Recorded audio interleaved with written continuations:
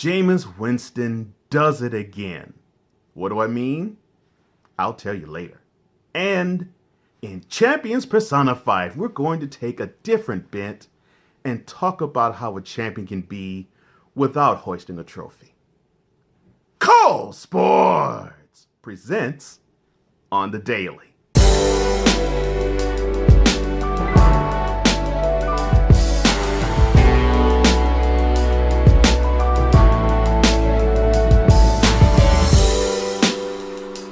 Thank you for joining me. I am so glad that you have made this a part of your day. I'm Cole Johnson. This is On the Daily. You know how I get down. And this is Friday. So, hey, you know what time it is. Topic of the day, please.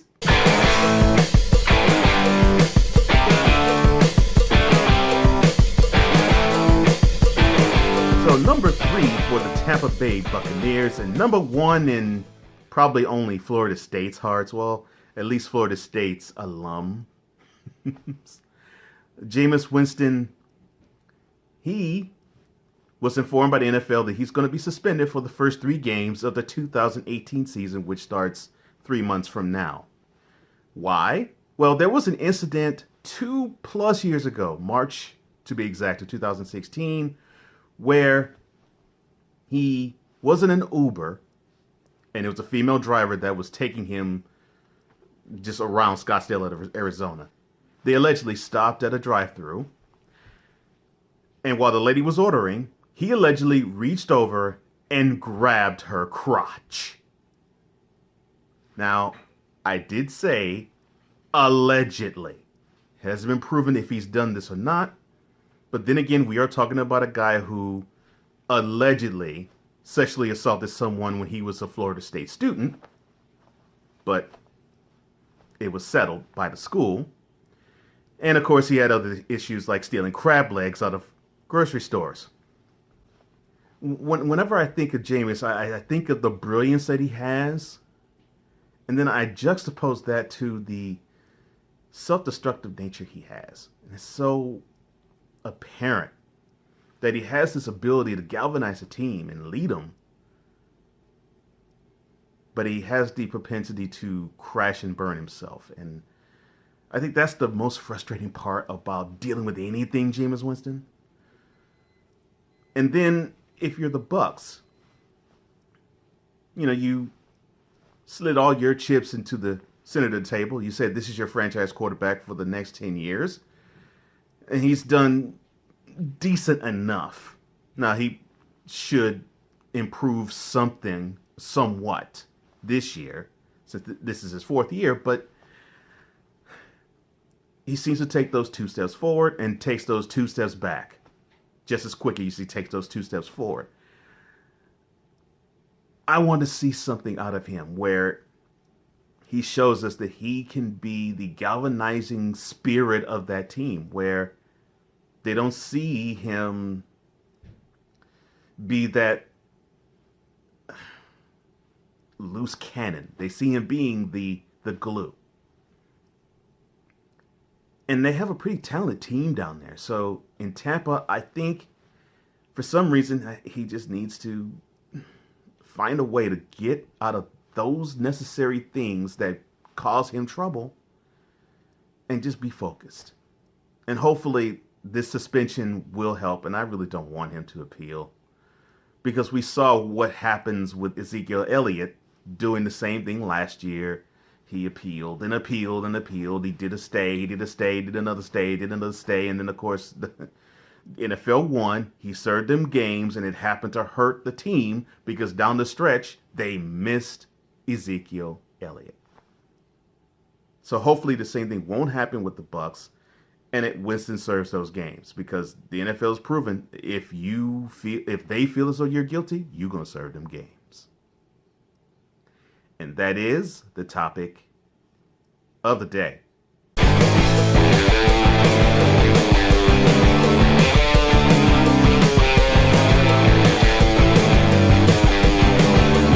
When I come back, Champions Personified, we're going to talk about a man who is struggling with a condition and is striving to overcome it. Be right back.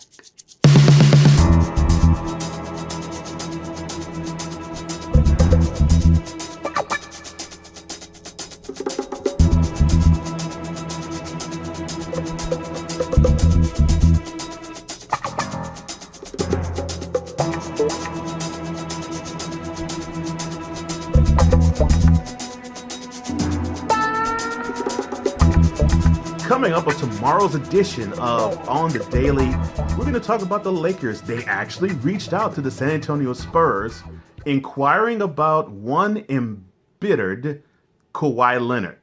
What was the Spurs' response? I'll tell you in that episode. And in the Inspiration Corner, I have an interesting story that ties into inspiration in a different way. I'll put it this way. It deals with a restaurant, some salty feelings, and pettiness. That's all I'll tell you on that. But that's for tomorrow. For today. There was a journeyman who we saw, he was this diminutive figure. He would bounce around from team to team. He would excite the crowd, but he actually had some skills, and then poof, he disappeared. Well, I think we know why now. Come along with me and say it along with me. This is Champions Personified.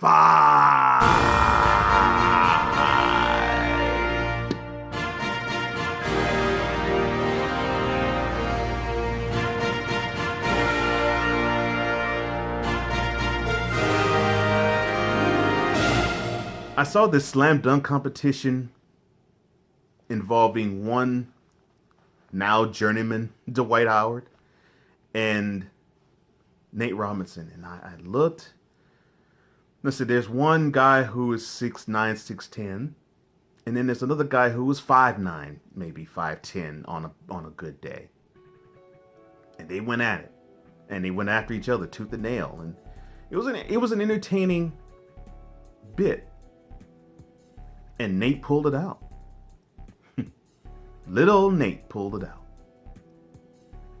And I wanted to root for him ever since. And then he would bounce from the Knicks to the Bulls, from the Bulls to the Nuggets, from the Nuggets to the Celtics,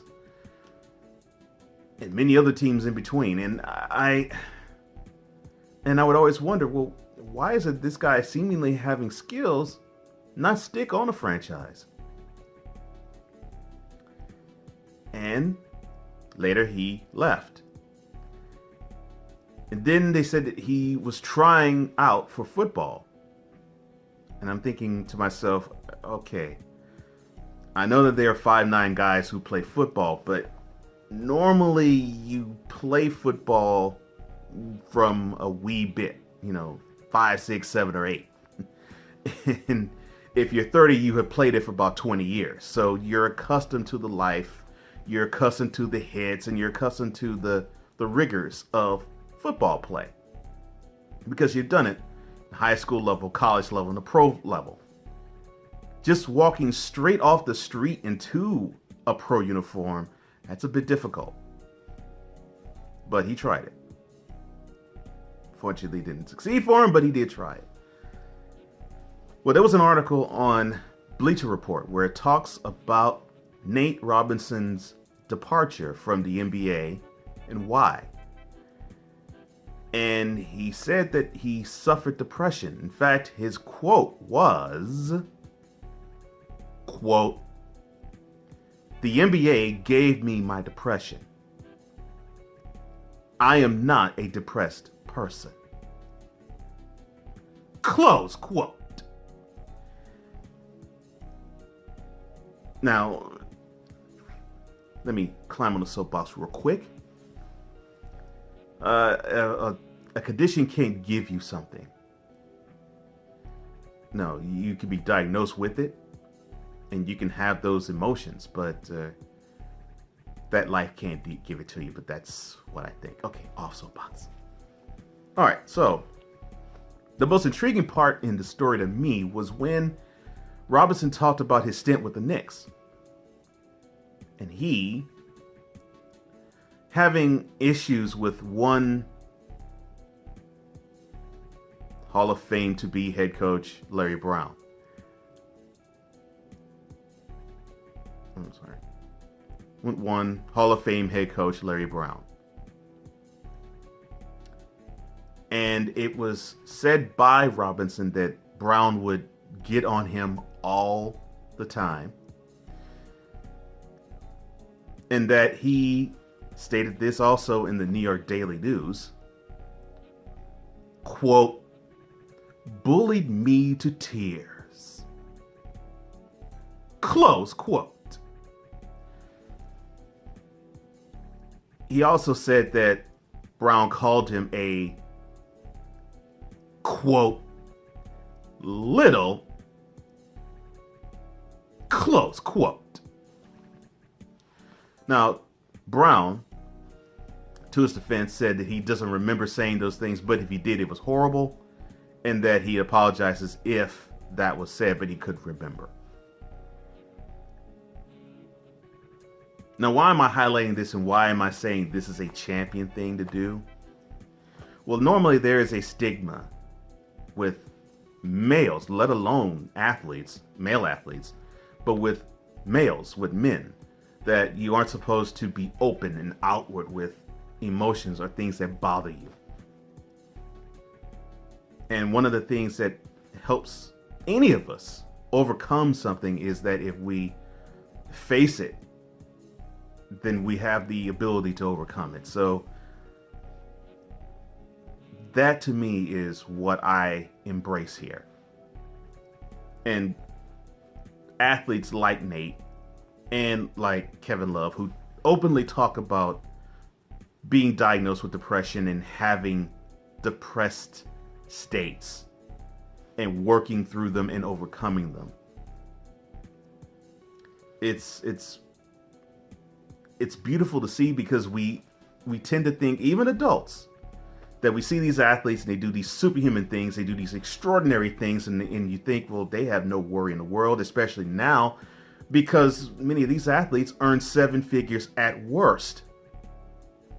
So, a year. So, they wouldn't have a worry in the world. But Nate Robinson says, yes, we do, because we're just as human as you are. And that's why I am championing him, because I want to see him succeed. I want to see him get back into the NBA, even if it is for a year or 2 years, and prove to us all that you can lick this diagnosis and be better for it and be stronger after it. In Instagram, one of my VIPs, thank you, Shauna, she talked about when she met with Nate Robinson, and she said that he was a nice guy, that he was affable and open to her, and that it didn't surprise me, but it was heartwarming all the same to hear it and to read it, because we want our athletes to be affable and warm and inviting, and that's what he was to her, and I'm so glad that's what he was to her. And that's what we need to be to him. We need to be warm and open and inviting. For Nate to get beyond this, he's at the Big Three now, the Ice Cube League of 3-on-3, and hopefully he can parlay that into another stint in the NBA. So Nate, from myself and all the VIPs to you, welcome back, brother. We wait for you to put on an NBA jersey soon.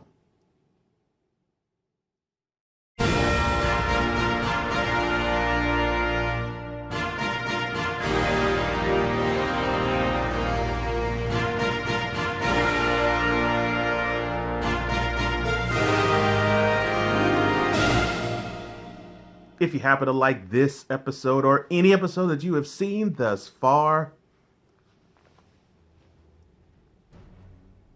subscribe to Cole Sports Presents on the Daily. Monday through Saturday, you get one of these puppies every single day, except for Sundays. But you get them 6 days a week. I'm like clockwork, baby. It's right there. And speaking of clockwork, after you watch this episode, go on to Instagram and answer the question of the day. And the question for the day is, really? You think I'm going to tell you that? You need to go on Instagram and answer that question. At Cole Sports with a Z, that's where you can find me. And it's right there for you. I really do have to say thank you to all of you for opening your phones, computers, and homes to me. I'm so glad that I can present sports in an entertaining, intellectual way that you all deserve, that you all have demanded, and that you all crave. I thank you, I thank you, I thank you. More is to come, and if you have anything you want to tell me, you can reach out to me through Facebook and Instagram and even YouTube. Just tell me what you like, and I will deliver it to you. Isn't that right, Jason? You tell me something, and I'll deliver that content to you. Thank you so much. Well, that's all the time I have. Thank you so much for joining me. I am Cole Johnson for the intelligent sportsman and sportswoman all around the world. This has been yet another edition of Cole Sports on the visual and on the daily.